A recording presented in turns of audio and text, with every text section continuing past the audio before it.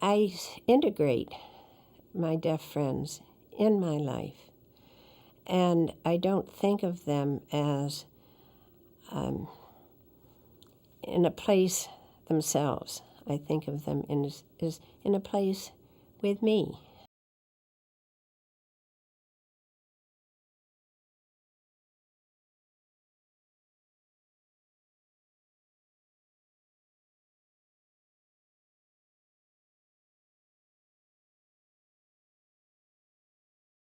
During the Civil War, Aunt Harriet was taking care of the wounded, and she then decided to devote her life to helping those that might need it. And she became interested in teaching the deaf. In 1876, the Western New York Institution for Deaf Mutes in Rochester, New York, opened. Aunt Harriet, she was one of the teachers, one of the original 20 students. Rosa Halpin referred to Harriet as the good angel of the school. The staff and the students lived at the school as a family. As a teacher of articulation and one rooted in the science of phonetics and the psychology of speech, Miss Hamilton ranks among the very first. Aunt Harriet wrote to my grandmother, and she said, "How would you like to come to Rochester?" So my grandmother, at the age of 19, came to Rochester, and she and my Aunt Harriet both lived at the school. My grandmother ended up living at the school for 17 years. She cared for the children 12 years old and younger when they were not in class. She ate with them, played with them, and cared for them when they were sick. She in many ways became their mother. Later on, she did some teaching and became secretary to Professor Westervelt. There was a definite love and interest in the teaching of the deaf.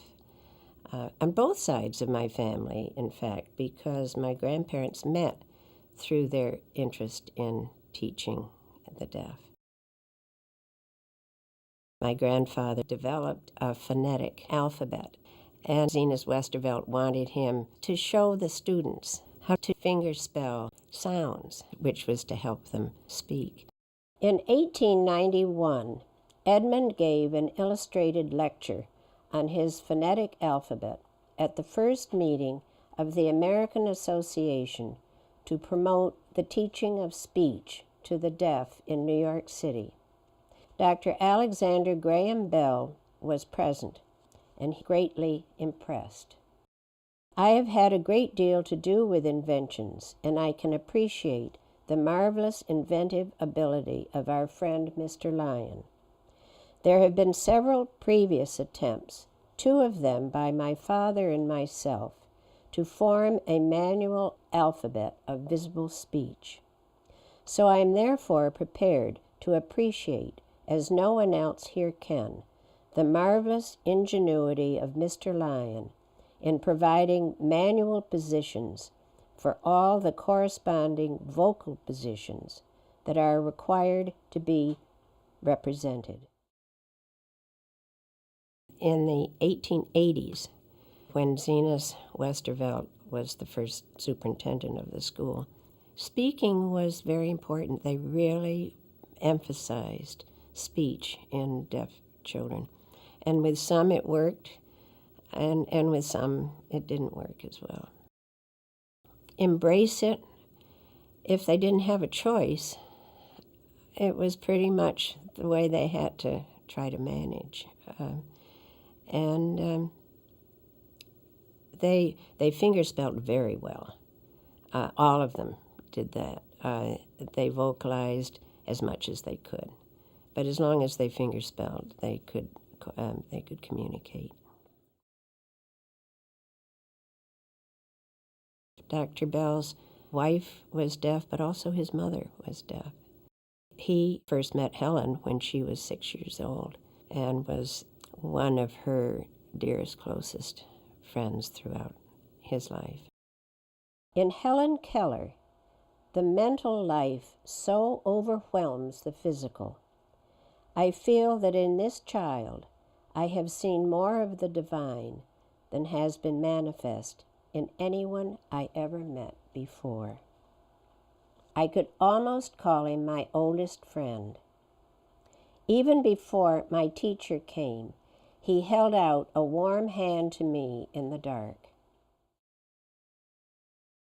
It was through Dr. Bell that Helen acquired Annie Sullivan Macy as her teacher.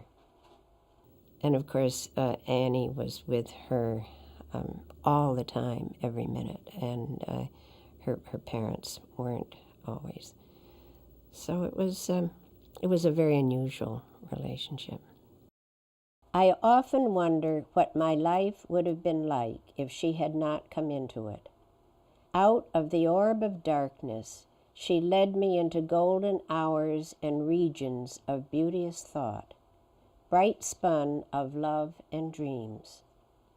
Thought buds opened softly in the walled garden of my mind. Love flowered sweetly in my heart. Spring sprang joyously in all the silent, hidden nooks of childhood, and the dark night of blindness shone with the glory of stars unseen. As she opened the locked gates of my being, my heart leapt with gladness, and my feet felt the thrill of the chanting sea. Happiness flooded my being as the sun overflows the earth, and I stretched out my hands in quest of life.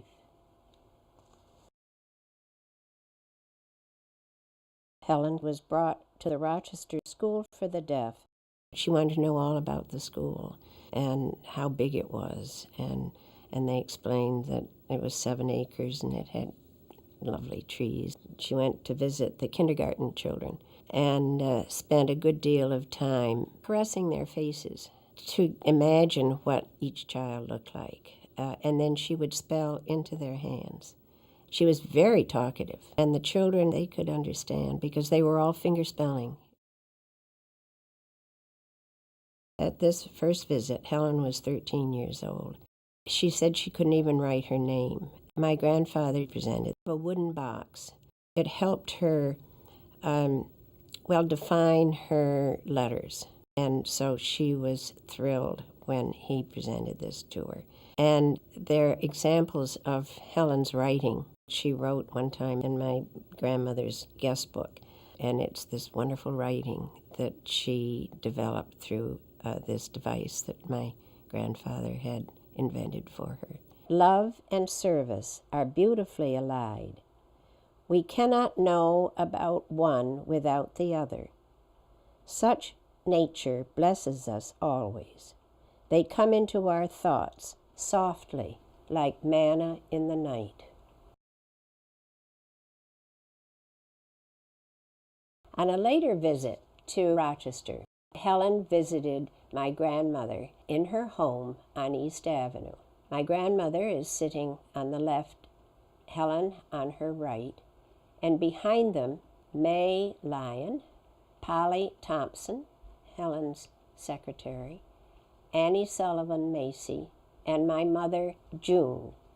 Here is another picture of Helen with my mother, who is standing on the left, and her sister, May, in the middle. After this visit, Helen wrote in Mrs. Lyon's guest book, "In this house of love, a candle has been lighted in the dark world of the blind that shall not be put out." Helen Keller, March 23, 1926. My mother, for many years, a member of the Board of Trustees, along with her twin. And she would do fun things for the children. She would take them to the circus. She would take them to plays. She would help to bring the children from the school into the community, because in the early days, the children lived at the school, And they stayed there most of the time. So it was fun for her to find occasions that where she could bring the children from the school and do good things. Helen came to our house in 1941, and I was 10 years old, and I was excited. My mother was thrilled and very excited and running all over the house and getting everything ready. And I was excited because I thought, wow, Mother's really excited. Who is this person? Well, she was Helen Keller. She was deaf and she was blind. And I thought, oh my, how does she do anything? She was going to come for lunch, and I wondered how she was going to eat, and I wondered how she was going to know where she was and who we were. I was just curious as to how someone who was deaf and blind would act. Annie had her arm and would guide her. I mean, she ate all by herself. Nobody fed her. And to look in the dining room, I don't think I would have picked her apart from anyone else. My mother wanted my sister to play the piano for Helen. So Helen stood by the piano, resting one arm on it. And as Emily played, she would move her other hand in rhythm to the music. And her face was filled with expression. It was natural. I think that's my greatest impression of her. 2 or 3 years later, she came again to the house, and she wanted my sister to play a particular piece that she'd remembered when she was there before.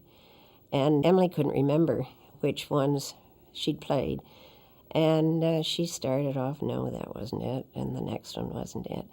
And finally, her face lit up when Emily played Country Gardens, because that was the one she had remembered and liked so much. Isn't this remarkable that in 2 years she could remember the certain vibration she was feeling through the piano? She could recognize people the next time, even if it was several years later. She was an adult at that time when they went to Niagara Falls. And she went with Annie and Helen's mother and my grandfather. And it was a wonderful trip. And she was thrilled with the falls. And she could feel the power. She could sense the spirit of this mighty natural feat. She went to Radcliffe in 1900, graduated in 1904. And this was a very tough time for her. She had to work very, very hard. Annie had to read and fingerspell in her hand many of the books, which were not even put into Braille. And most of the Braille was English Braille. And the Braille at Radcliffe was American Braille. So it was added to the difficulty of it. But she said, you go to college to learn, but you don't have much time to think. And I thought it was rather an interesting comment, because she was so busy trying to do these other things, that she didn't feel she had the inner time to think and to process some of these thoughts. She must have done well, because she graduated cum laude in 1904. Quite an accomplishment. She pounded the pavement. She would get out there and march, and she was a strong suffragette. This created a little difference between Helen and her family. Helen became an adamant socialist. Her family was conservative. They didn't approve of a good many of the things that Helen was crusading for. The anti-slavery, the women voting, the deaf and the blind, were all very strong feelings that she had. And it kind of liberated her in a way to feel that she was doing something to help people who didn't have all the privileges that others did. So this gave her a real purpose in life. When the reporter asked Helen Keller how she could be so happy, her triumphant reply was, "I have lost only 2 of God's gifts. I still have many powers, and the greatest of all is mind that can be cultivated, and through which I can enjoy most of God's blessing." She wrote The Story of My Life. She wrote more and more and more about herself. A wonderful book in Midstream, another My Journal. And all of these books are passionate with her feelings. And I leave you with one final thought. I believe in the immortality of the soul because I have within me immortal longings. I believe that the state we enter after death is wrought of our own motives, thoughts, and deeds. I believe that in the life to come, I shall have the senses I have not had here, and that my home there will be beautiful, with color, music, and speech of flowers and faces I love.